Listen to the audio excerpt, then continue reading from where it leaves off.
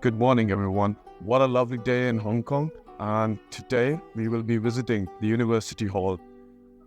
I am Mohammed Ghassan Jawwad, and we will be meeting dear friend Tom Tam today. So let's catch up with him. Hi, Tom. Nice to meet you. Hi, Ghassan. Very lovely to be back. Doing fine. It's an honor. So on as well. So we are here for the tour of our hall. So could you just explain a bit about the architecture of this place? I mean, you can see from from a layman's point of view, it looks like a castle, a chateau, whatever you call it, if you're fancy, if you're French, right?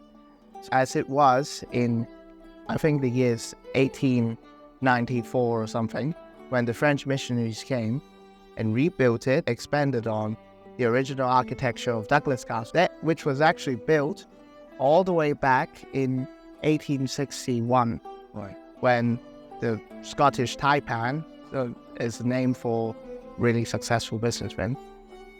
He decided he wanted to have one of his residences here at the Popular Mountains next to the reservoir, which was already built back then. But he didn't actually get to enjoy it too much. His descendants got hold of it briefly, and then the bubonic plague of Hong Kong happened. And they decided to sell it, which is when the French missionaries came over and took it. So it has been changing hands, then the history of changing hands is happening. Yes, it has changed hands for a couple of times, but we can get more into that in a moment. Can you briefly explain about what are these two structures we see? It's one of the treasures of the hall. Yes, these are known as three treasures of the hall. In Cantonese, it is known to the locals as Sebajiang. The English translations varies, but as I see, the most common name for them is David Steers. But basically, you can see they are typical guardian monsters that guard the entrance to the Grand Hall, and it's in the image of these elephants. Oh, how about we head in and we continue the tour? Sure.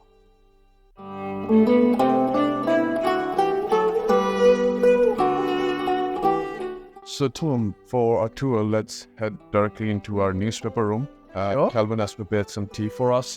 Lovely. We can discuss over some current affairs. Yes. Let's head in and do it.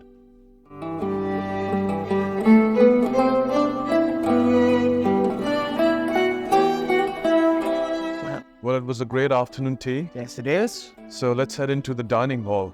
Sure. So Tom, we are in our dining hall. Yes, isn't she beautiful? So could you explain some prominent features of our dining hall? Yeah, sure. So nowadays it's a dining hall, but back in the days it was a chapel, and you could probably tell from the features like the really high ceiling. And I also talked about some of the architectural features, so you can also spot them here, like the really high windows and the Gothic arches, that sort of thing. And of course, we have a really rare example of a hammer beam roof in Hong Kong, which breasts the weight. And after, as I know, the recent repainting, it just looks fabulous. Right. And there's actually plenty more things to take note of, like the chandeliers, which of course, if you follow the U-Hall Archives page, you would realize that they're from the peninsula. Yeah, they're from the peninsula. Yeah, back in the 60s or something. Right. And we also have these cabinets all around the dining hall, which you can see have silver cups in them. Right. And it also has to do with the tradition of our hall, where each session of graduates would present one to the hall to show, their appreciation. And they're also going to be used in some of our more traditional events. I totally get it, and we will be getting you a cup very soon as well. Yes, hopefully. So Tom, we are in the B4. Yes, the best looking corridor in the whole hall. Exactly. So there are again some prominent features of this corridor. Yeah. The first eye-catching thing is this beautiful model Yeah. and a lovely picture of our French missionaries, Yes. the 100 young men. So would you like to explain a bit about the model? Yeah, so this architectural model was actually made by one of our seniors back then. So he completed this for his final year project. Right. But then with a lot of these architectural projects, they're going to throw it away, right? But then the warden at the time thought it would be a huge waste to throw this beautiful model away. So we have set up a whole area to just display it. And about this picture here, as you can see from the corner, is from 1921. And actually, a little fun fact about this picture is that apart from, I guess, 2 fathers, all of them are bishops. So the French missionaries really took this place quite seriously. Ooh, okay. And there's also a couple more things, so we can maybe move to this side. Okay. A lovely history, or an interesting history, I say, that Yes. this statue has. So could you explain a bit more about that? Yes. So this is known as the Before Terror. I'm of course joking because some of the hallmates, I guess, spooked when it's the first time, going to the toilet in midnight and then just coming out. But this is known as the Duchess of Kent bust, which actually this is not the Duchess of Kent herself. It's just a bust. It's just a bust where our students could practice on. But this was from the Duchess of Kent Hall, a non-residential hall Right. in the HAU, which is now non-existent anymore. And the story is that our seniors has borrowed this for an event one time. Actually, on the back of it, you can see pencil marks marking the names down, but they never got the chance to return it. And, since the hall doesn't exist anymore, it stays in the hall. Yeah. So Tom, we are walking in Yes. the floor corridor and we see some interesting chairs over here. Could you please briefly explain about the chairs? Well, I wouldn't say I'm the expert, but rumor goes, or the oral history goes, that these are either from the Peninsula Right. or the Repulse Bay Hotel, which is, not there anymore. But the archives team is working very hard to find out, to authenticate whether it's from the Peninsula or the Repulse Bay. Right. But you can see they are, each of them are handcrafted. It's exquisite, and it also features, Western and Chinese elements, like the dragon hats and stuff. You can also see we have a really nice historical gallery of the hall. This picture in particular, you can see a lot of things. It features the Douglas Castle. So before the hall is built as how it is right now, you can see the Bethany. And you can also see the way of transport at that time, which is like this sedan chair, because the rich people are never going to walk with their own legs, right? Right. Absolutely. And then we also have over there the admin office, the hall office, and we have the warden's quarter. Warden quarters are open when there's special guests. Yes. Good. We also have our admin meetings monthly over here, and Yep. yeah, it's always an honor when warden opens the doors and we are able to have some important meetings over there. So let's head into the seafloor then. Okay, Tom, so we should head up to the seafloor. Yes. And as we are walking, you could see the pictures of all our batches. Since the start of the hall and all the way to the recent ones. Yeah. You can even see my faces on there. Exactly, we could see them, and we are soon going to be posting our batch photo as well. Yeah. So, yep. Well, Tom, we are in the veranda. Could you explain this beautiful place? I mean, yeah. Well, as you can see, we are having a splendid view of the sea. You can see it all the way out there. Right. And it's unobstructed, except for, some residential buildings here and there. But architecturally, this is a veranda, and it's built to, shelter the main body of the building from the elements. So you can see it shields us from sunlight, it shields us from rain. And it's a splendid place to, just set up a table, put up a cup of tea. Yeah, exactly. Perfect tea sessions over here. Over there would be the Hong Kong U campus, and we could also have a very lovely view of the Bethany Castle as well. Yeah. So, yeah, well, you could never do justice of explaining this splendid view. You have to see it in person. You have to see it in person. So how about we head towards the other side of the hall? Let's do it. Okay, Tom, so this is our conference room. Yeah. Part of our hall library. We have study sessions over here for its study, and sometimes we have our essay meetings over here. You could see some brilliant flags, achievements of our hall. Yes. A big trophy cabinet. We Saw that. are running short of the space, I believe.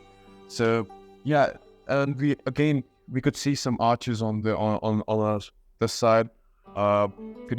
Is it the same feature which is being featured all around the hall? Yes, it's a consistent architectural theme, Right. I would say. Okay, so how about we head into the hall library, the other part of the hall library? Let's do that.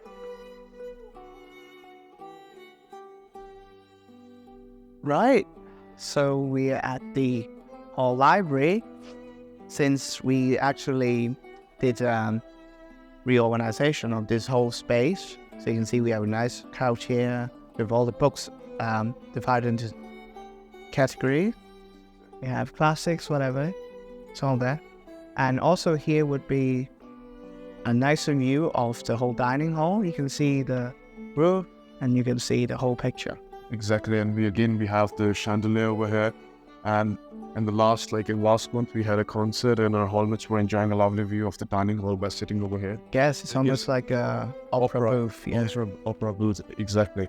So it's been pretty great over here, right? It's a lovely space. Lovely space. Let's head down to the common room.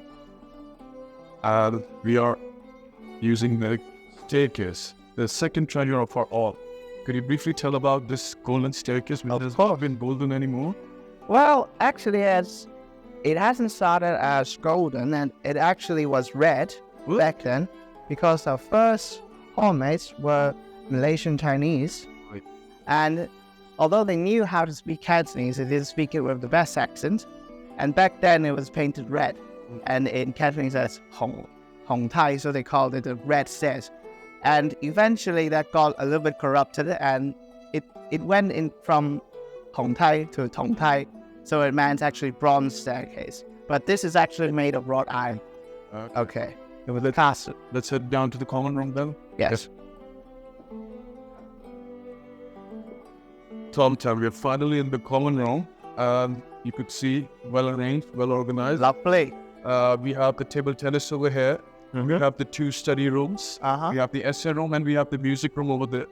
And soon in the coming semester, the gym side will go under the renovation as well. Okay. We have a lovely TV over there for our hallmates, and all the board games are over there.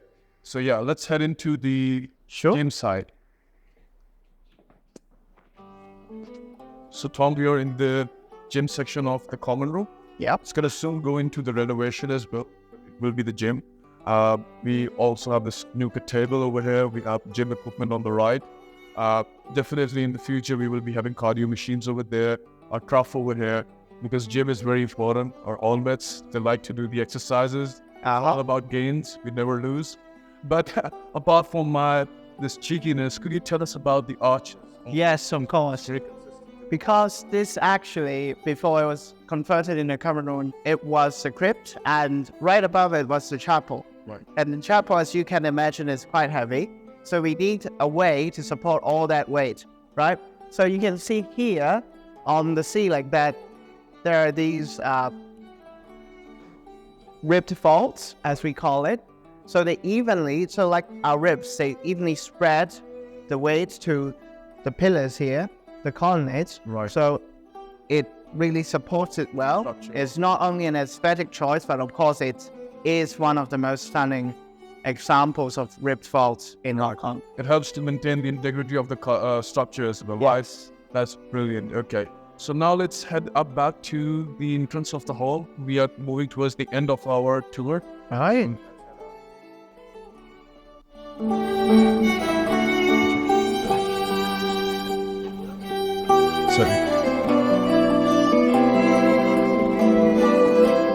So that's going to be end of our all tour. Looks to be it. And thank you so much, Tom, for coming back. It was an honor to get to know about the hall from you as well.